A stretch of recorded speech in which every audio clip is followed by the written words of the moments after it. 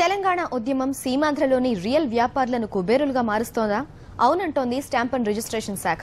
ఈ ఏడాది లక్షానికి మించి రిజిస్ట్రేషన్ ఆదాయం సమకూర్చుకుంది ఆ శాఖ. రాష్ట్రం విడిపోతే సీమాంధ్రకు మరో రాజధాని కావాలి.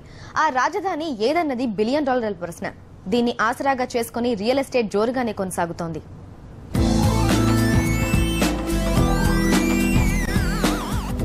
రాష్ట్రంలో రియల్ ఎస్టేట్ రంగం మళ్లీ పుంజుకుంటోంది. గతంలో లాగా స్పెక్యులేషన్ లేదు. ఇప్పుడున్నదంతా నిజమైన కొనుగోళ్లు, అమ్మకాలే. ధరలు కూడా గతంలోలా ఉన్నది లేనట్టు లేనిదున్నట్టు చూపించడం లేదు. ఇప్పుడంతా రీజనబుల్ ధరలే. అందుకే ఈ ఏడాది లక్ష్యానికి మించి ఆదాయం సమకూర్చుకుంది స్టాంప్స్ అండ్ రిజిస్ట్రేషన్ శాఖ. గ్రేటర్ హైదరాబాద్ పరిధిలో ఆస్తుల క్రయ విక్రయాలు బాగా పడిపోయినప్పటికీ సీమాంధ్ర జిల్లాలో రియల్ ఎస్టేట్ వ్యాపారం బాగా పెరిగింది. స్టాంప్స్ అండ్ రిజిస్ట్రేషన్ శాఖ ఆదాయ లక్ష్యం 3,500 కోట్లు కాగా 3,600 కోట్ల ఆదాయం వచ్చింది. ఇంకో 3 రోజులు ఉన్నాయి కాబట్టి దాదాపు 3,600 కోట్ల వరకు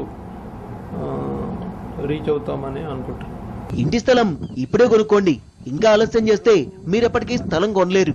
ఈ స్లోగన్తో విశాఖ, విజయవాడ, గుంటూరు, ఒంగోలు, నెల్లూరు నగరాల్లోని రియల్ వ్యాపారులు మార్కెటింగ్ చేసుకుంటున్నారు.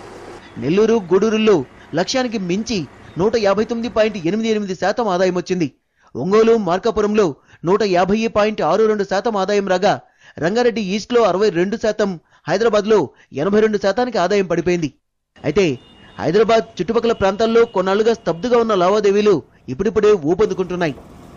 Hyderabad, Secunderabad twin cities performance తక్కువగా ఉంది. ఇక్కడ సుమారు 70 to 80%. అంటే కొన్ని సబ్ రిజిస్టార్ ఆఫీసెస్లో హైదరాబాద్, సికింద్రాబాద్ పరిధిలో కొన్ని ఆఫీసెస్లో 80% ఉంది, కొన్ని ఆఫీసెస్లో 70% ఉంది.